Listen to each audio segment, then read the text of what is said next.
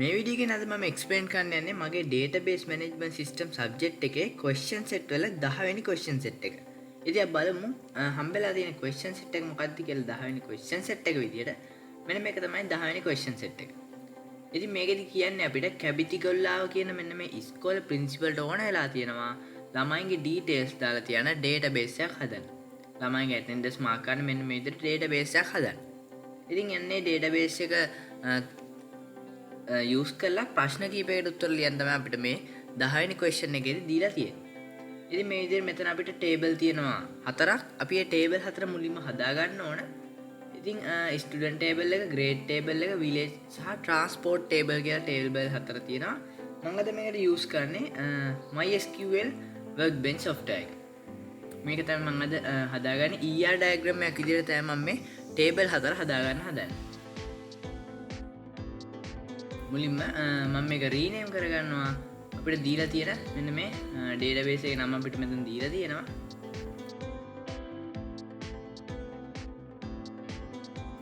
හරි. ඉතින් මම යනවා දැන් ER diagram එක මේ විදිහට අඳින්න. ER diagram එකක් use කරලා මේ විදිහට table එකක් අඳින්න යන්නේ. පළවෙනි table එක විදිහට අපි student table එක මේ හදාගමු. හරි. ඉතින් මම මේ student table එක වගේම අනිත් table හතරක් මේ විදිහට හදා ගන්නවා.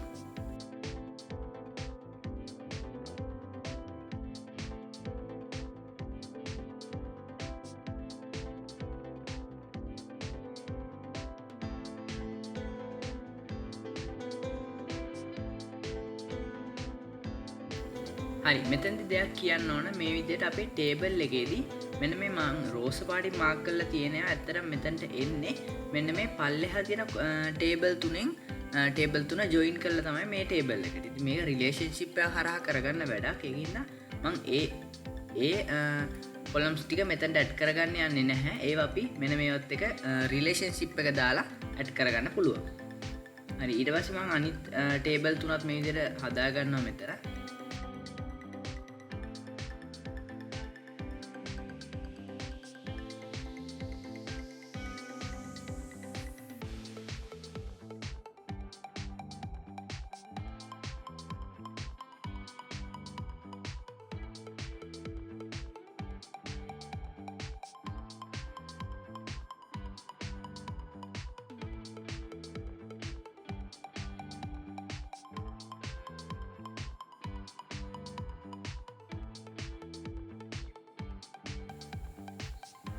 හරි ඉතින් ඔන්න මම ටේබල් තුන මේ විදිහට හදාගත්තා.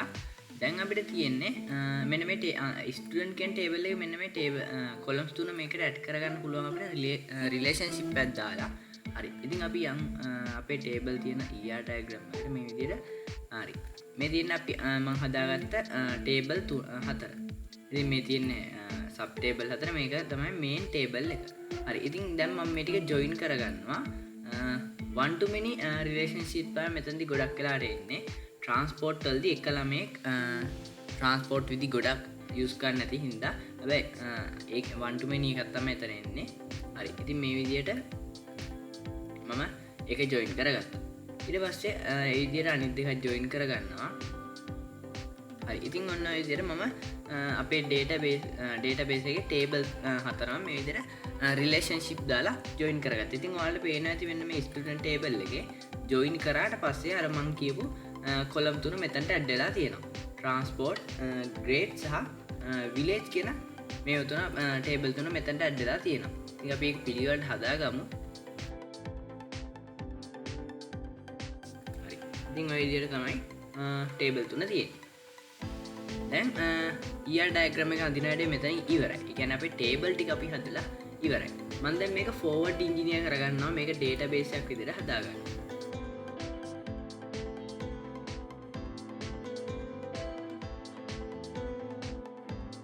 මම ඒක forward engineer කරගත්තා. ඒ කියන්නේ මම මගේ database එක හදාගත්තා. ඊට පස්සේ මම use කරනවා මේකට Heidi කියන software එක. මෙතනින් එහාට මෙන්න මේ data ටික අපිට අපි හදාගත්ත table වල දාන්න ඕනේ. ඉතින් ඒකට මම use කරනවා Heidi කියන software එක. හරි. මේ දින අපි හදාගත්ත database එක ER diagram එකක් ඇඳලා.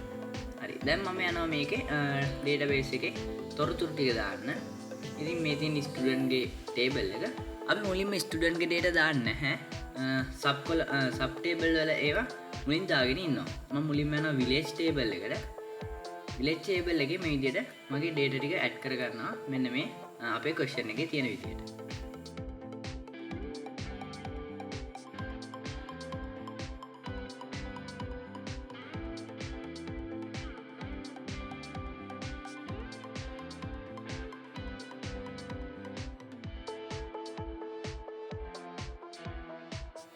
හරි ඉතින් village table එක විතරක් නෙමෙයි මම අනිත් table ටිකත් මේ විදිහට add කරගන්නවා transport සහ grade table දෙකත් මේ විදිහට මම data ටික graphically add කරගන්නවා.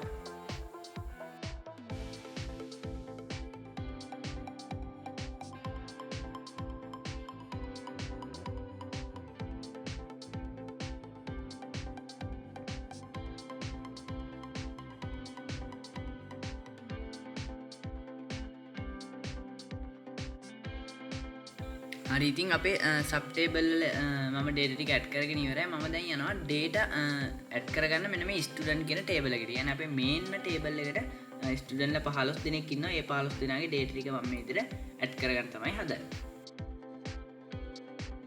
ඉතින් මම මෙන්න මේ විදිහට දැන් add කරගන්නවා student ලාගේ data ටිකත්.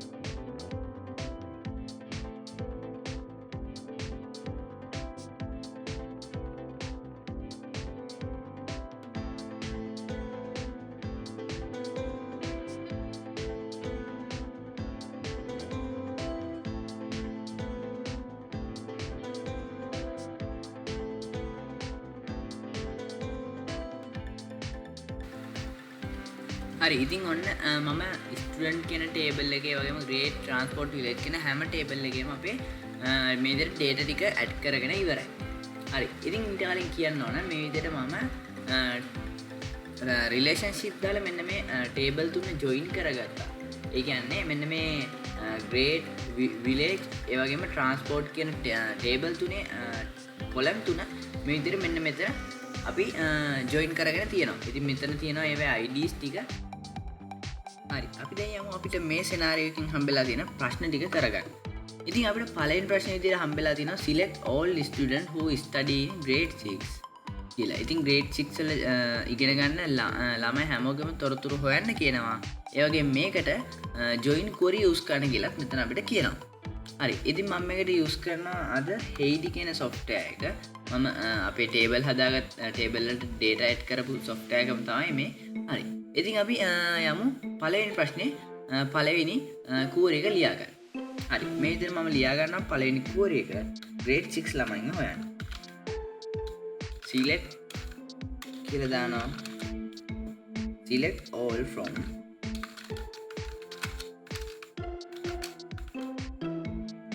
table එකේ නම දානවා මේ විදිහට.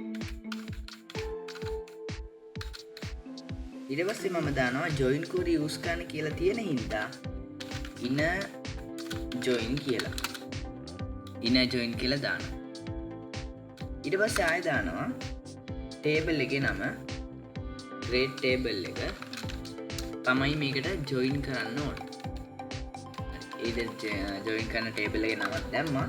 ඊට පස්සේ on කියලා දාලා අපි ලියනවා මොකක්ද join වෙන්න ඕන column දෙක කියලා. මේ විදිහට join වෙන්න ඕන column දෙක මම දානවා student කියන table එකේ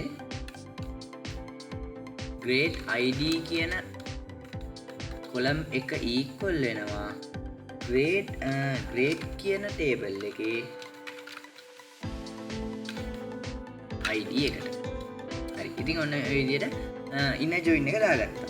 ඊට පස්සේ මම grade 6 ළමයින් හොයන්න මේ විදිහට where clause එකක් දානවා. grade grade name එක. ඒ කියන්නේ grade එක equal වෙන්නේ කොහේද බලනවා 6 වලට. grade 6 වලට. හරි. ඉතින් ඕක තමයි query එක. අපි ඕක execute කරගෙන බලමු අපේ result එක කොහොමද කියලා. හරි. ඔන්න අපිට result එක ආවා. ළමයි 3 දෙනෙක් ඉන්නවා grade 6 වල. ඉතින් මේ තියෙන grade ID එක 1, ඊට පස්සේ grade name එක 6 කියලා මෙතන තියෙනවා. ඉතින් ඕක තමයි පළවෙනි ප්‍රශ්නෙට query එක. අපි යමු අපේ දෙවෙනි ප්‍රශ්නෙට. Select birthdays of next student who come from Padaviya by bus. අපිට කියනවා ළමයින්ගේ birthdays හොයන්න කියලා පදවියේ ඉඳලා එන බස් එකේ එන. බස් එකේ එන්නත් ඕන, පදවියේ ඉඳලා එන්නත් ඕන. හරි ඉතින්. ඔය දෙක දාලා අපිට query එක තමයි ලියන්න තියෙන්නේ මෙන්න මේ දෙවෙනි ප්‍රශ්නෙට. හරි. මේ විදිහට අපි query එක ලියා ගමු. මම මෙතන select ලියා ගන්නවා මුලින්ම.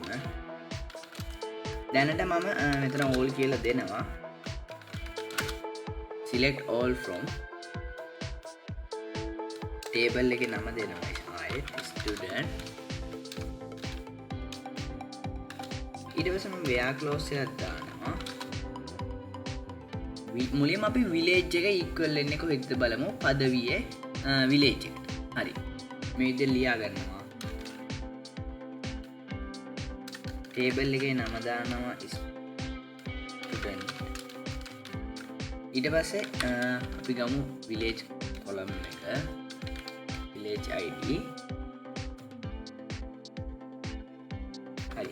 මෙතනදී මම sub query එකක් ලියා ගන්නවා. sub query එකක් ලියා ගන්නවා මේ විදිහට. sub query එකක් ලියා ගන්නවා. ආයෙත් select village කියන table එකේ ID එක select කරන්න කියනවා village කියන table එකේ ID එක equal වෙන්නේ 1ට. 1 කියන ID එක තියෙන village එක හොයන්න කියලා කියනවා.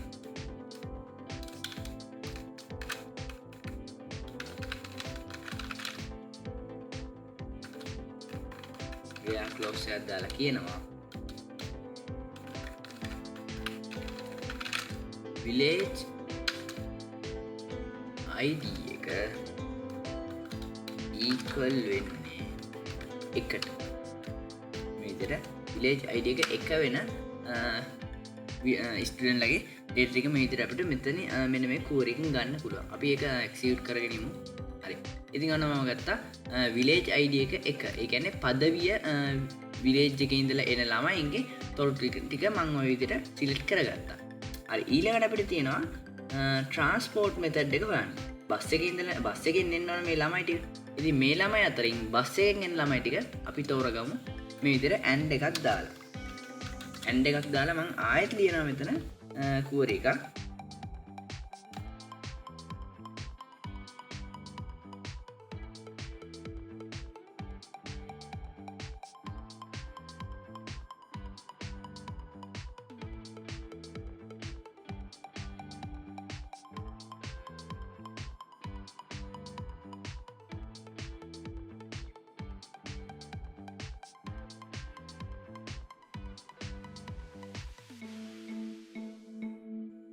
බස් එක. ඒ කියන්නේ මෙන්න මේ බස් එකේ ඉඳලා එන ළමයිගේ ID එකත් එක, පදවිය කියන එකේ ID එකත් එක. ඉතින් දෙකම එක හින්දා එතන අපි equal දාන්නේ දෙකටම එක. හරි. මේ විදිහට දාලා අපේ ඒ query එක ලියලා ඉවර කරනවා. හරි. ඉතින් අපි ඒක execute කරගෙන බලමු. හරි. මෙන්න village ID එකයි transport ID එකයි එක. ඒ කියන්නේ පදවියේ බස් එකේ ඉඳලා එන ළමයි ටික මෙතන අපිට තෝරලා දෙනවා. හරි. ඉතින් මෙතන අපිට කියන්නේ birthdays විතරක් හොයන්නේ කියලා හින්දා අපි මෙන්න මෙතන all කියන එක අයින් කරලා මේ විදිහට මම දෙනවා. ඉතින් ওই විදිහට දීලා ඔන්න අපේ birthdays ගත්තා මෙන්න මේ පදවියේ ඉඳලා බස් එකේ එන ළමයිගේ. ඉතින් ඕක තමයි අපේ දෙවෙනි ප්‍රශ්නෙට උත්තරේ. අපි යමු ඊළඟට තුන්වෙනි ප්‍රශ්නේ මොකක්ද කියලා බලන්න. Select names of the student who study at grade 9 and come from Mihintale on foot. නම් සර්ච් කරන්න කියලා කියනවා ස්ටුඩන්ට් ලගේ grade 9 වල ඉගෙන ගන්න මිහින්තලේ ඉඳලා එන්නත් ඕන. එයාලා එන්නේ food. ඒ කියන්නේ පයින් එන ළමයි. හරි. මෙතන අපිට තුනක් තියෙනවා සිලෙක්ට් කරන්න. හරි. අපි ඒකෙත් කුවර එක ලියාගමු මේ විදිහට.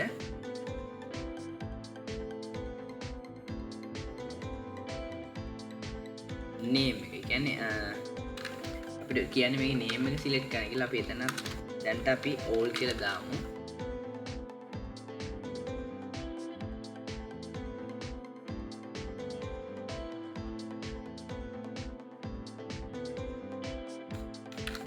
මුලින්ම අපි grade එක 9 වලට equal වෙන්නේ කොහෙද කියලා බලමු. subcore එකක් use කරන්න වෙනවා අපිට මෙතනදී.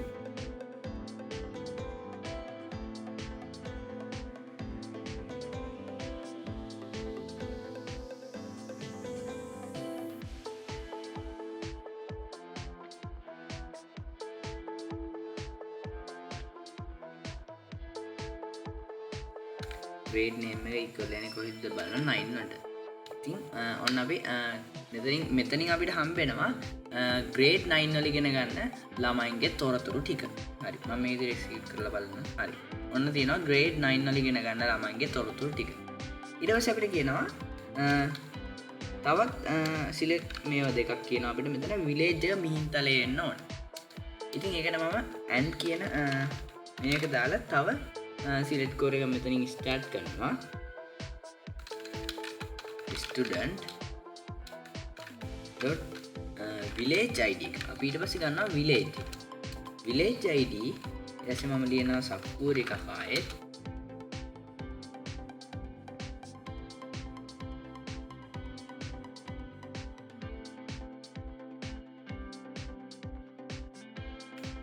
village කියන table එකෙන් village id එක select කරනවා. village name එක මිහින්තලේ වලට equal වෙනවා.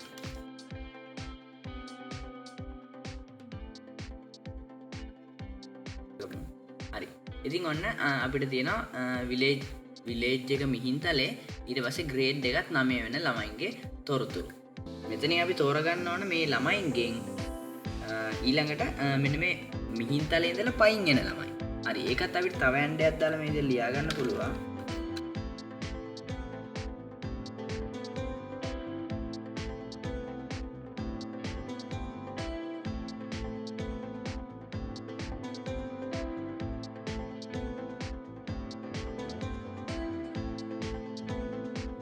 ID method ඒ කියන්නේ transport method එක food වලට equal වෙන. ඒ කියන්නේ පයින් එන ළමයින්ගේ තොරතුරු ටික.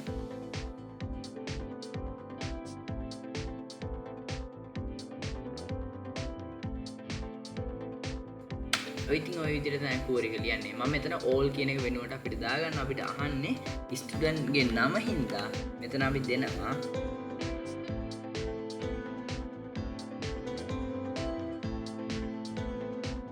ඉතින් ඔය විදිහට මම මගේ core එක ලියාගන්න. හරි. ඒකත් මම ඔන්න execute කරලා බලනවා. හරි. ඔන්න ආවා. හරි නේද?